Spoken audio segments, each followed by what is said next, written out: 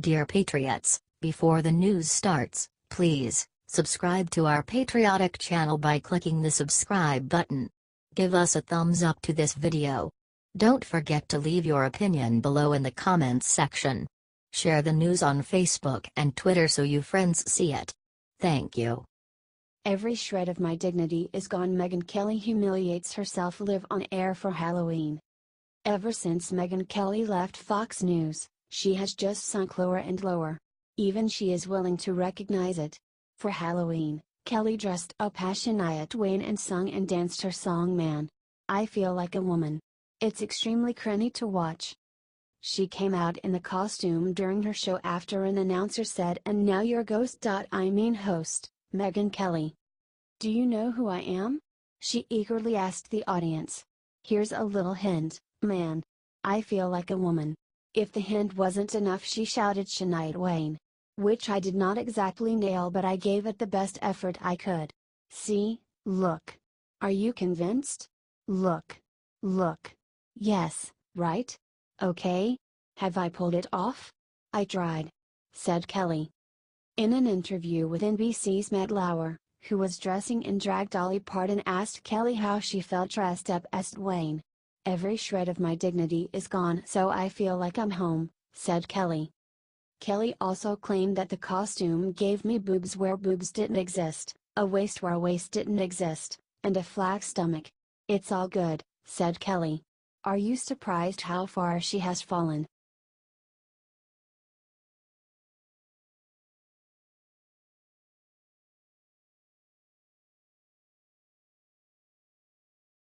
Podesta threatens to hit Tucker Carlson with a cease and desist. He strikes back in a brilliant way.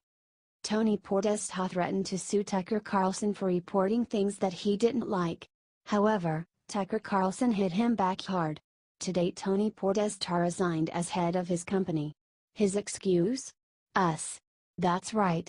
He blamed us. In his parting statement, Podesta said this, quote, "It is impossible to run a public affairs firm by Fox News and the right-wing media," said Carlson. Well, Podesta isn't just complaining about us, he's threatening us. This afternoon, we got a letter from Jeff Arent. It's a lawyer with Venable LLP, a big law firm here in D.C. The letter demands that the show, quote, immediately cease and desist disseminating false and misleading reports about Mr. Podesta and the Podesta Group, said Carlson. It demands we retract and delete all our prior reporting on the Podesta Group and warns if we don't do this, quote, Mr. Podesta may pursue legal action, including for damages, in order to fully protect his rights. It doesn't stop there. It also warns we will face legal action under the Copyright Act merely for quoting from this letter publicly, as we just did, said Carlson. Podesta's lawyer wasn't trying to inform us of anything, but to threaten us, to shut down our reporting on his client.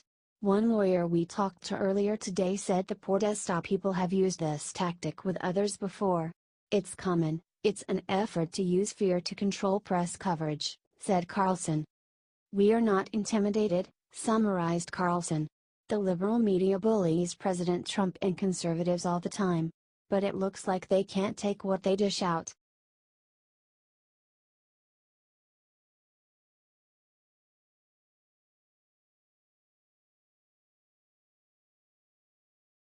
Planned Parenthood makes abortion campaign aimed specially at black people. It's disgusting. Planned Parenthood has done a lot of disgusting things in the past, and it appears they don't plan on stopping anytime soon. They recently created an abortion campaign directed specifically at black people, telling them that it is safer to get an abortion than to give birth.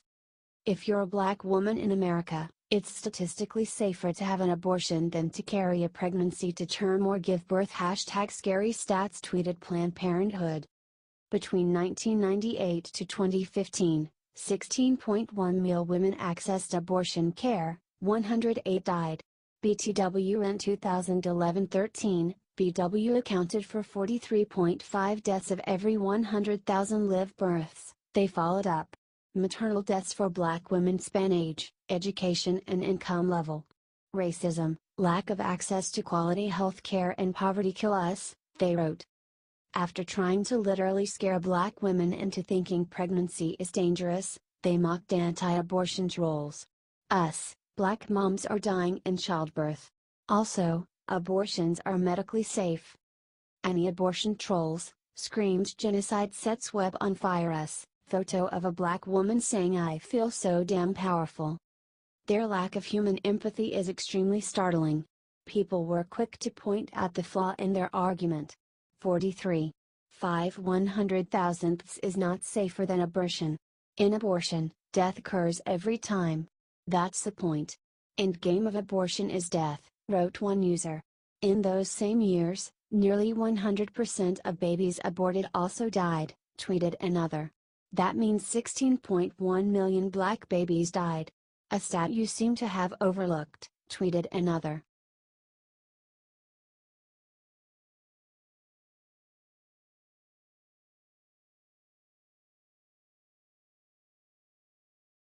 MSNBC Lib says it's alarming young whites aren't as anti-Trump as he wants them to be.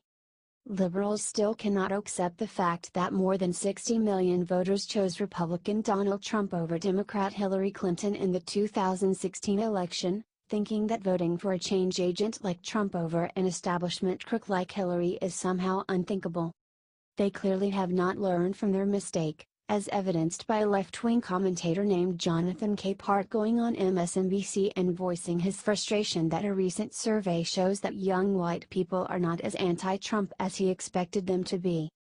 Said Capehart sarcastically, while introducing the topic of the surprising to him survey, surely, the forward-thinking millennial generation will deliver us from the sins of their elders. But the survey results, with the app titled The Woke Generation? Millennial Attitudes on Race in the U.S., dashed my hopes of that. As a new Gen Forward survey of 18 to 34-year-olds reveals, white millennials are quickly becoming the outlier group in this generation. Going through the survey's details, he then stated, the next warning sign comes in Figure 4 with a straightforward question. Do you believe Donald Trump is a racist or is not a racist?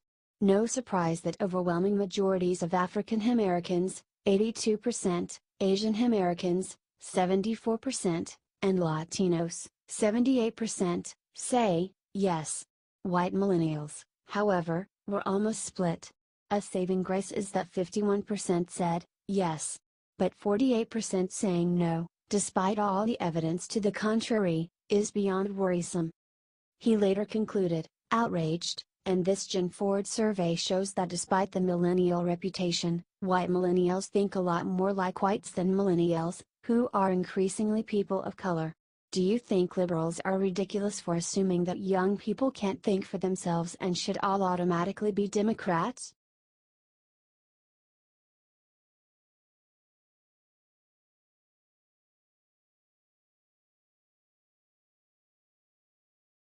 MSNBC scolds white people for not knowing history after John Kelly Civil War comments. The media has been blowing comments made by General John Kelly out of proportion. Kelly said that the Civil War was the result of compromises. This is true. But liberals felt like he was ignoring that the war was about slavery. MSNBC's Roland Martin took this further. He attacked all white people for what Kelly said. I'm not going to allow 4 stars stuck on stupid to simply go on. Here's a man who's utterly clueless. For him to say, well, we could have compromised, really? We did compromise. It was a thing called United States Constitution, and you know what that said? If you're black, you're 3/5 of a human, said Martin. This is how we normalize white supremacy. Then to say, well, we don't have an appreciation of history. I love this whole deal about how, he was an honorable man. Really? There were abolitionists during that particular period who did not believe in slavery. Don't call them men of their time. He then attacked all people who are white. We have too many people in this country who are white who do not know history and who want to somehow glorify these Confederate leaders, said Martin. I'm telling you right now, they ain't my founding fathers, and they're not my leaders. We need to have real history. Not his story. And I will say to John Kelly, shame on you. And also, you owe Congresswoman Wilson an apology for lying. Don't you talk about honor and sacred and how we treat women when you lie to the American people, and you're not man enough to admit it, he said. How do they get away with this racist trash?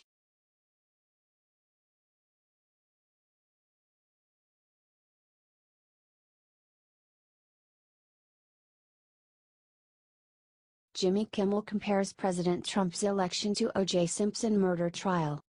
Talk show host Jimmy Kimmel pissed off half of the country when he tried to blame all gun owners for the shooting in Vegas. He apparently hasn't learned his lesson. In an interview with New York Magazine, Kimmel compared President Trump's election to the acquittal of O.J. Simpson.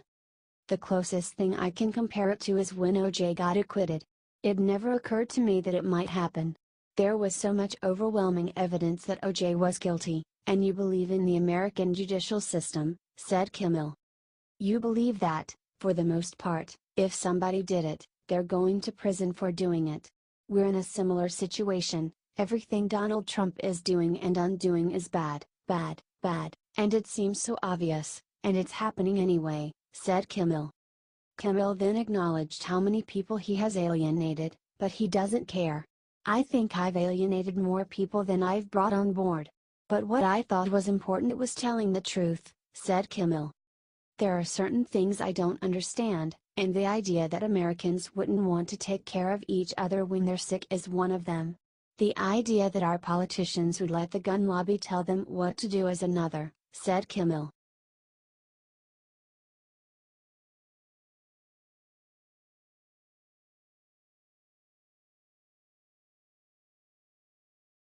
Ben Ferguson crushes CNN idiots for lying about John Kelly's Civil War comments.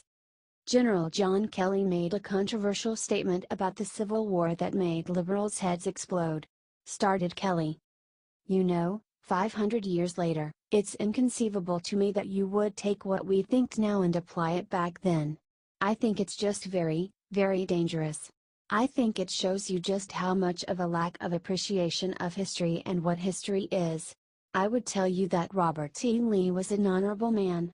He was a man that gave up his country to fight for his state, which 150 years ago was more important than country, continued Kelly. It was always loyalty to state first back in those days. Now it's different today. But the lack of inability to compromise led to the Civil War, and men and women of good faith on both sides made their stand where their conscience had them make their stand, said Kelly. That final sentence pissed them off the most. People all over the media have insulting Kelly and that there is no compromise when it comes to slavery and saying he is emboldening white supremacists. However, conservative commenter Ben Ferguson went on CNN and shut them down. You had 750,000 people die. It's very obvious in the Civil War there was not compromise. There were a lot of people that said, I'm going to stick with my state. There was a lack of a compromise on slavery, it was a lack of a compromise on taxes, a lack of a compromise on representation, explained Ferguson. It shouldn't always be controversial to have a conversation about history. It scares me in this country now that we can't even discuss a civil war without someone screaming that this is racially insensitive or, that's not exactly what you should be talking about, said Ferguson. Do you think he's right?